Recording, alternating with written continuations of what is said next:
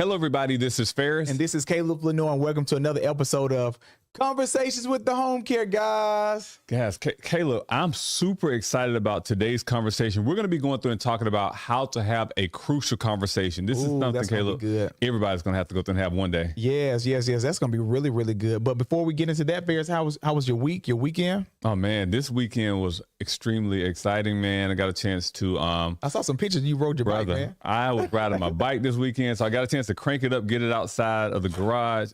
I enjoyed it so much. Got a chance to put a few miles on it. It's always good to see life from a two-wheel perspective, man. Oh, it's man. nothing like it. Nothing like the wind going through. You got your music going. Yeah. I mean, I rode in the midday and I rode in the afternoon. Oh, that's what's up. That's what's up. So did you like do hills, or you rode in the countryside? What did you do? You know what? Now I see why a lot of bikers like curves. It's kind of fun when you're kind of going around these curves. So I got a chance to go through it. And I'm a new rider.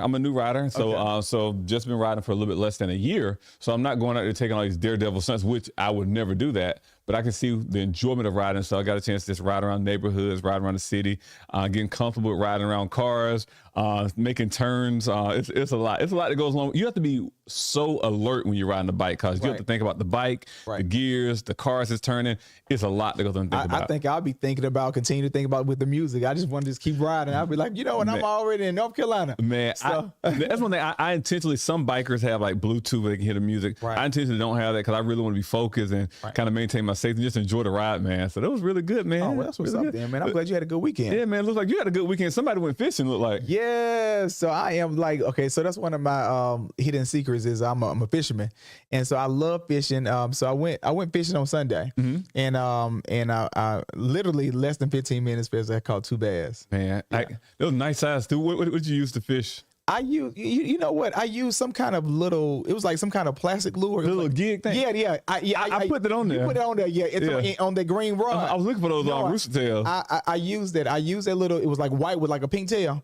No, them things, they were buying that. For real? They were killing it. So less than 15 minutes, I threw that thing, I threw the reel out there, and I just like let it sink a little bit and just kind of reeled it in. Man, them bass was killing it. Man. So I caught 2. I was like, you know what, that's enough for breakfast. And I made me some. What time of day did you do? What time of day did you go I fishing? went around 8:30, 9 o'clock. Okay, got it, man.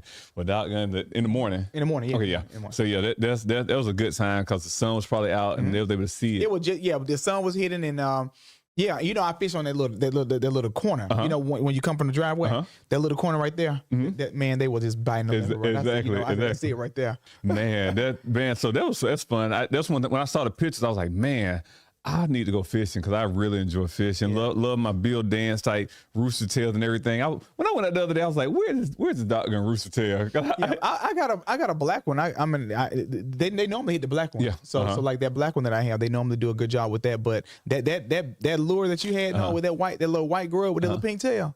That's it right there. Man, well, that's awesome, bro. Well, I'm glad to see you got me all excited about fishing. So you guys have a fishing lesson right here. So one day we may do a podcast beside the pond. Right. So You know what? Maybe seniors like fishing. Exactly. I think, man, sure. I must be a senior too because I love fishing, man. But let's go through and jump in today's topic. So today's topic we're going to be going through and talking about, Caleb, is something that no one can avoid, and this is something that everyone will have at some point in their life is a crucial conversation. Yeah. I mean, and what is a crucial conversation? First of all, just by definition, a crucial conversation is when the stakes are high. Right. That means the stakes are high when the opinions vary. Right. And emotions, they run strong as well. This is when we know it's time to have a crucial conversation. Again, when the stakes are high, but that means you truly care about something. Stakes are high. The opinions vary. 2 different opinions. 2 different opinions. Okay. Exactly. And the emotions run strong. So you're feeling very emotional about it as well. Right. So that's when we know it's time to have a crucial conversation, man. And crucial conversations, as you know, we can have them in business. We can have them in relationships. We can have crucial conversations in all parts of life as well. Right. Well, I think that especially when it comes down to crucial conversations in business, I think that sometimes we don't want to like ruffle feathers, especially when because in business there are different opinions and different thought patterns of how we should do this or how we should market or how we should grow or what is our goal, and so we don't want to ruffle feathers. But I think that as we dive into the crucial conversation, when we don't speak speak about it, that's when it becomes like a bomb in a room, and that's when we get all of our emotions and stuff out of it. Exactly. And I just think about times where I've had like understanding. First of all, I've had crucial conversations while not knowing I was having crucial conversations. We're finally putting the words behind the type of conversation we have. Wow. So you all are going to probably start implementing this in your conversation where, hey, we're having a crucial conversation. But understanding the type of conversation I had, because again, my emotions were high because I was passionate about something. The opinions varied. And the stakes were high as well. So I realized that, okay, well, we had a lot on the line. We had a lot to go through and risk that we had to go through and take. Hey, have you heard of this new program called Structured Family Caregiving? It is helping so many Georgians. Hi, my name is Jackie Ware, and I'm a health coach for Prime Care Home Care Services. And over the past year, we've helped so many families receive the necessary care they need. So one thing about this Structured Family Caregiving program, it allows for family caregivers to be the full-time caregiver, to receive expert oversight, and receive a weekly stipend. Yes, you heard me right. If you are interested in this program, please give me a call at 706-399-2983. Thank you.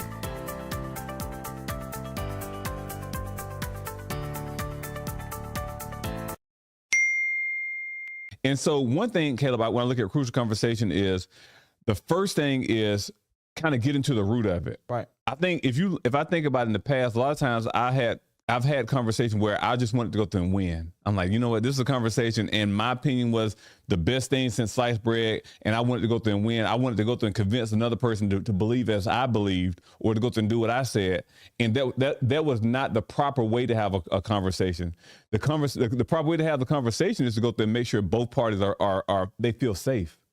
They feel relaxed. Wow. And I think that's one thing where having... Say that part again. I mean, that's powerful. Like, you really hit it home right now. Like when you're talking about like wanting to win, like in the conversation, sometimes I feel like, especially when it comes down to just to be transparent in business and some personal, I feel like, my point is like the best point. And sometimes I try to win. Like, I think that's something I have to really master is crucial conversations, because I'm like, okay, like this is so evident on my end. And then pretty much probably on the other end, it's so evident on their end. And so we just don't get it. I mean, we don't come to a resolution. And it's just to a point where now it's just like we just are in our different spaces and no one wins. Exactly. And nothing is coming out of it because we don't have a solid conversation. We're not mastering the dialogue. Exactly. And for those, as we get into this conversation, go through and pick up the book Crucial Conversations by Carrie Peterson.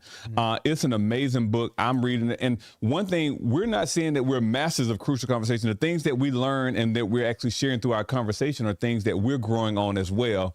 And so that's one thing. So, but Caleb, to get back to your point, is I think innately people have a desire to go through and be right. Right. Both and a desire to be right in both personnel, both parties, everyone in business relationship is we tell ourselves stories to go through and make ourselves right as well. But a crucial conversation is when you sacrifice self and say, let's go through and get to the point of let's go through and get to the point of the outcome as well. And that's one thing that I had to go through and realize as well, because the way I have conversations, the way I'm preparing to have conversations is not the way I had conversations years ago or months ago, even days ago. I'm getting the tools to go through and have conversations better, because in business and also in personal life, I'm like, oh my gosh, I think that things should go in a certain way. And I'm like, and we're Flournoy, so we're A-type. We're A-type personality. If anybody has dated a Flournoy, you know that we are an A-type personality, and pretty much we are strong about our opinions. Yes. And we're really strong with it. And my sisters Jessica and all of them are strong. We're strong people. And so when you say that, but Ferris, I want to know this. When did it click? Like you saying like, okay, this is not working. My conversations, what I'm having in the past is not working. I need to redirect and change my approach. When did that click? I think that I can remember my wife and I, we're having conversations, and we have conversations where we're trying to go through. We had varying opinions. Right. she had an opinion, I had an opinion, I had my truth, she had her truth, and we would never get into nowhere. We're like, okay, well, at the end of the conversation, we still walked away with our own truth and telling our story. Exactly. Still like not even in your own corners. And through the book, you understand that it's only two things: it's violence or silence. And we were going through and just using the silence because we're never violent towards each other. So we'll just go through and drop the conversation and have that silence in front of us.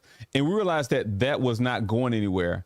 And even just to be transparent, these are things that we're still working on, is being able to have the crucial conversation, because there's no perfect conversation and there's no perfect marriage and there's no perfect business relationship. They're always going to, when you're passionate about something, it's going to be varied opinions, but now it's getting the tools to have those conversations. And that's when it kind of, I realized there was a power in dialogue. There's a power in having the conversation. There's a power in actually hearing that person's opinion. Because Caleb, quite frankly, like I'm doing right now, I can go on and on and on and on and talking, but it's a power in dialogue. And that's one thing my wife even had to point out. Hey, you done talked about all this stuff. When I'm going to jump in and have a conversation, when I'm going to be able to jump in and actually say what I need to say as well. Right. So there's a power in dialogue between the two people or the parties that are having the crucial conversation. Yeah, well, I think that's good. So it just clicked that, okay, we're not going anywhere. This is not moving the needle forward. And so what we have to do is we have to we have to reorganize and focus on our conversations and make them really good conversations that I hear you and you hear me. Exactly. With the end goal in mind of saying, understanding the people that you're having the conversation with, and realize it's not me versus you or you versus me. Is let's address the issue and let's see how we can go through and create something on how we dialogue about issues. And we can use that as the model moving forward on how we address issues. And I think that's one thing that is powerful when you break down a crucial conversation down to is bare bone. Is just coming up with the model on how we address issues. Because you're going to be passionate about something, I'm going to be passionate about something. We're going to have differences of opinion, but how we communicate and how we go through and address the issue at hand is not to say, well, it's not to get the stories in your head to say, well, Ferris is always trying to do this, or me to say, well, Caleb's always do this. It's to go through and realize that, hey, Ferris has good intentions for our business. Caleb has good intentions for our business. Melanie has good intentions for our marriage. Same thing. So it's really changing that focus. Like, it's really changing the focus and not realizing that you're being attacked. But it's to a point where it's like, well, this person has the best intent, has good intentions. And so this is how they choose to communicate that intention. Exactly. Because they see it in a different light. Exactly. And because I know that you have good intentions and you know that I have good intentions, we can address the issue. So that goes into safety. Like, you have to feel safe. Yeah. So I think that really goes into one of the categories about being safe. And so that person has to feel safe enough to even have the conversation and for you to feel like that person has good intentions. Exactly. Because when a person feels safe, they're more easy to go through and actually conversate. They all the barricades are let down. It's like their guards are saying, you know what, I trust. Like, it's a safety zone. It's like, okay, now I can trust this person by being vulnerable, by having a conversation, and we can have a conversation without me having to put up my guards and go to war against a person instead of the issue. A person, and that's one thing that the crucial conversation teaches us, to go through and actually come up with a model to how to address issues, not attack people. Ooh, so, that's a bullet right there. That's good. That's a nugget. So I guess in my conversations, more so when you don't listen and when you don't feel safe, your emotions just get so high that you start attacking the person instead of attacking the issue. And that's when you don't go anywhere. You go in your separate corners and you result to silence or violence, like you said earlier. And I think one thing, Caleb, because what happens is we start telling ourselves stories, and the stories because the only person, it's almost like when you think about, I think about Wonder Years, and I think about these other shows, the other sitcoms where inside that person's head, they're talking to themselves, and you start believing what you're saying instead of communicating. You like, that's where the hurt comes in. That's where the anger comes in, because now Caleb is not hearing me, or Caleb is just, he just want to do this, and not giving Caleb an opportunity to go through and express himself, not putting Caleb in a situation where he feels comfortable to express himself. But I'm going through and just telling myself these things, and I'm on the attack towards you because of the conversation I'm having with myself, not because of the conversation that we're addressing the issue. It's like, no, okay, I know Caleb's gonna do this. I know a lot of preconceived, like we said already, always. And so Ferris, let me ask you a question. How do you stop yourself from telling yourself these stories, because when you're having these crucial conversations, you have to go in there with, now you say go in there with the, not attacking the person, but attacking the problem. And so how do you stop with telling yourself all these stories that are in here? Because once you tell your stories, it builds you up. So when you really go in and have the conversation, you ready to go ham, like you're ready to go at 100. Like I'm about to get you because I know I'm right and I got the facts and the evidence. How do you stop doing that? It's funny. My wife and I had a crucial conversation yesterday on something that I said. She took it away, took it a certain way, and it didn't register the way I said it and the way she took it. But I know when we started having the conversation, I first became offensive. Like, hold up, like I didn't mean it that way. But she had it in her mind where, okay, no, I meant it that way. So we had, towards the end of the conversation, which probably lasts about an hour because I can definitely talk. And so we had to come up with the basis of how we're going to go through and have conversations moving forward. And so what we said was for us. Hold on, that's good. Oh my goodness. Okay, y'all need that's really good. So what we said for us, and so you come up with the solution, like what is the game plan of how we need to communicate moving forward? Exactly. That's good. And so one thing for us, we had to go through and decide, because we had to go through. I had to let her know how I receive information. She let me know how she received and processed information. Two different people. Right. And so one thing we came up with is, I told her, hey, if I ever offend you, I prefer to go through and actually know about it. Like, hey, like right now, if I offend you, I'd rather you say, well, hey, Ferris, what you said was kind of hurtful, but hey, you mind let's have a conversation about that a little later. I'd rather go through and at least know that I offended you, because now that gets you off your chest. Now you don't have to tell yourself stories about it and fester with this all day. And because that's what happens when a lot of things boil up, is you done told yourself stories 4, 5, 6, 7, 8 hours, 2 weeks or whatever. You don't love me. Exactly. This is this. And you be like, oh my gosh. And don't watch the show and you be like, oh my, start putting all this stuff together and it's all right here. So what we came up with is, if we have an issue, or if I offend her or she offends me, we will be able to go through and have a conversation. Hey, babe, hey, this right here, it doesn't sound right. I was offended. And it's not saying that I intentionally offended her, but now we can have a conversation so she can ask those questions. Hey, what did you mean by that? Because this is how I took it. And so that's the thing that we're working on, and that's one thing that we're learning. Y'all are good. No, we're in process. No, that's good. No, exactly. Listen, first of all, that is amazing. Well, first of all, especially in our community, let me tell you this, how we have grown up, Ferris, especially being in a single parent household, and you know, our mom and dad, got divorced, and it was like a, abusive relationship and things of that sort. And so that's, a little bit, just to be transparent, that's all we knew. Like we knew about the going back and forth, the arguing back and forth. And so now to be in a place where you can talk and you can say, you know what, this doesn't sit well with me. I don't like how you pretty much kind of you can't, I received it this way. And I didn't like that. And so I think my issue is sometimes first of all, I see it my way.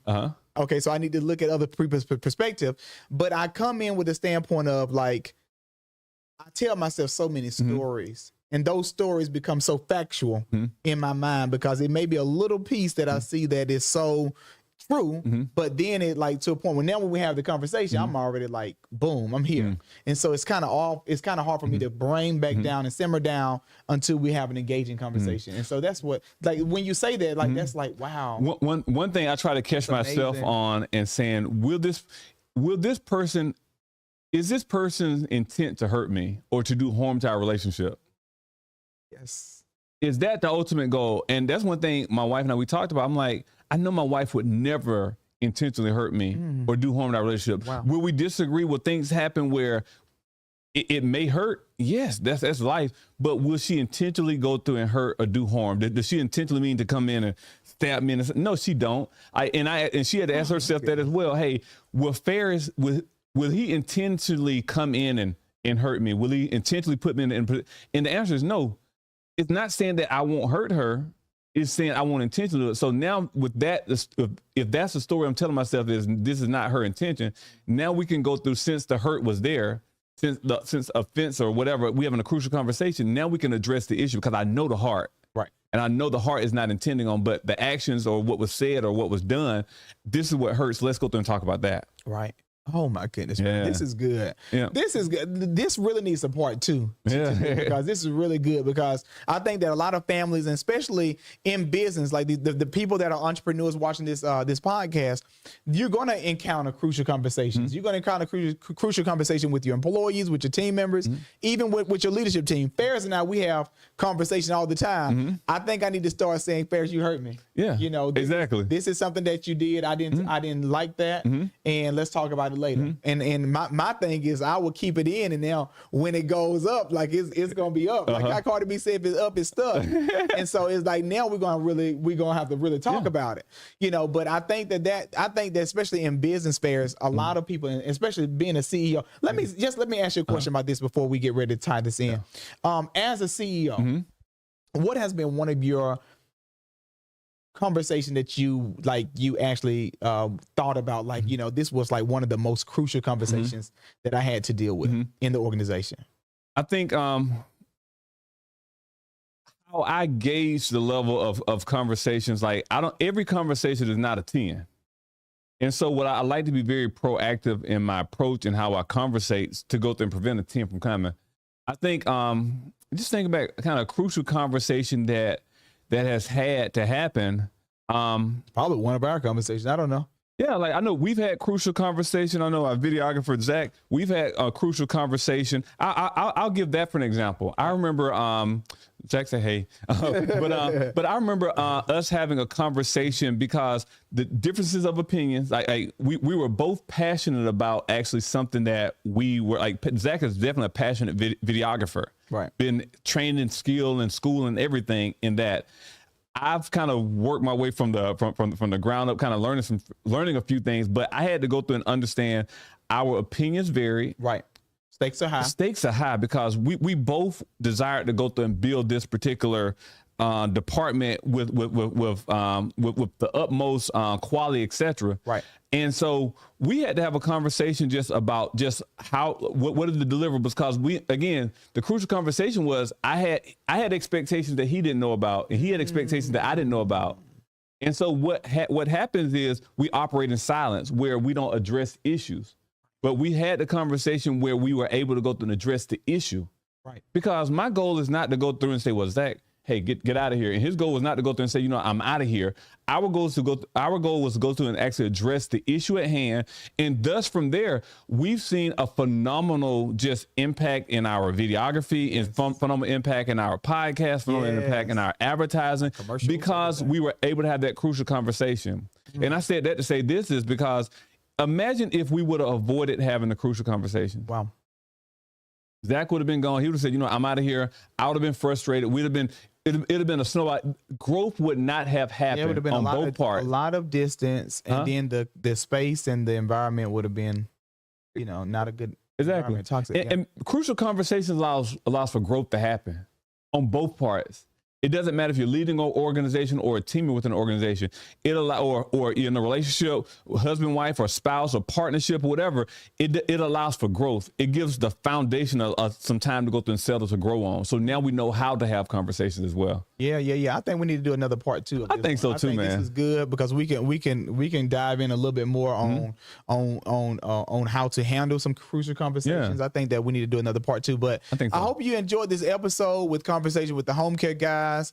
This has been just an exciting episode, Ferris. Thank you for just kind of diving in, and we both dived in on these importance of crucial conversations and how to handle conversations. And so, Ferris, I want you to in the podcast for man. So, hey guys, we hope that you enjoyed this conversation. Again, we're going to go through and put out a part 2 because crucial conversations. This is a necessary skill set that you must go through and actually start integrating into your conversations so that relationships can grow, that business partnerships can grow, that life can go through and grow. So we're going to do a part 2 on that. But also we want to go through and actually, we want you to go through and make sure you subscribe. Guys, we are now on the Apple podcasting site as well. So go to, if you're an iOS user, go to your podcast and download Conversations with the Homecare Guyz. Conversations with the W the Homecare Guyz with a Z. Also on other streaming platforms, go through and find us as well. We're on YouTube, we're on Facebook, we're on Instagram, Spotify. go through and Spotify. Right. We want you to go through and continue to go through and actually find us, like, share, support as well. Yeah, if you could, we would love a share. We have a goal by March 15th to increase our YouTube subscribers to 1,000 YouTubers. So please go on YouTube if you can and hit that subscribe button so you can be aware of our episodes that come out every Tuesday and Thursday. So I hope you have a great day, and thank you for tuning in to